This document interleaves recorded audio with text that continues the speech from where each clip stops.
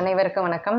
இன்னைக்கு நம்ம என்ன பார்க்க போறோம்னா, அல்சர். அதாவது வயிற்றுப்புண்ணுக்கு வந்து இயற்கையான வழிமுறைகள். அதாவது இயற்கையாக வந்து எந்தெந்த ஜூஸஸ்லாம் எடுத்து நம்மளோட வயிற்றுப்புண்ணை வந்து மிக விரைவில் ஆற்றலான்றதை இந்த வீடியோல பார்க்க போறோம்.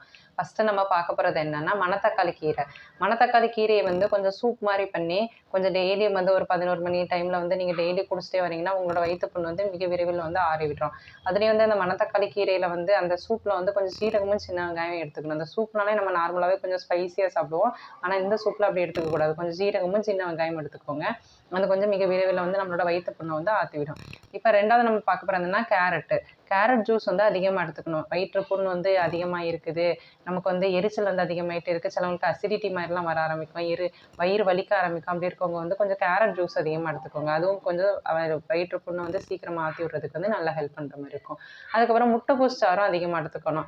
முட்டைகோஸ் சாறும் டெய்லி வந்து குடிச்சிட்டு வரனால நம்மளோட வயிற்று புண் வந்து மிக விரைவில் வந்து ஆற்றி விடுறதுக்கு வந்து நல்லா ஹெல்ப் பண்ணுற மாதிரி இருக்கும். இது போக வந்து பழைய சாத தண்ணி, அதாவது வந்து வயிற்று புண்ணு இருக்குது, அட் த சேம் டைம் வந்து அவங்களுக்கு வந்து சுகர் கம்ப்ளைண்ட் இருக்குதுன்னா பழைய சாத தண்ணி வந்து குடிக்கக்கூடாது.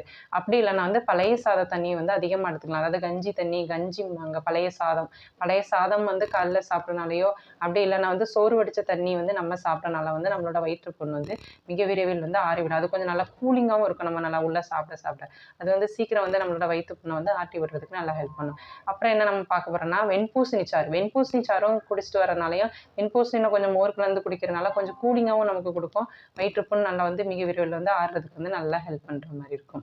இது போக வந்து காலைல வந்து காஃபி டீ அவாய்ட் பண்ணிட்டு கருவேப்பிலை சாறு வகைகள் அதிகமாக எடுத்துக்கோங்க. இதுவும் நம்மளோட வயிற்றுப்புண்ணை வந்து மிக விரைவில் ஆற்றிவிடும்.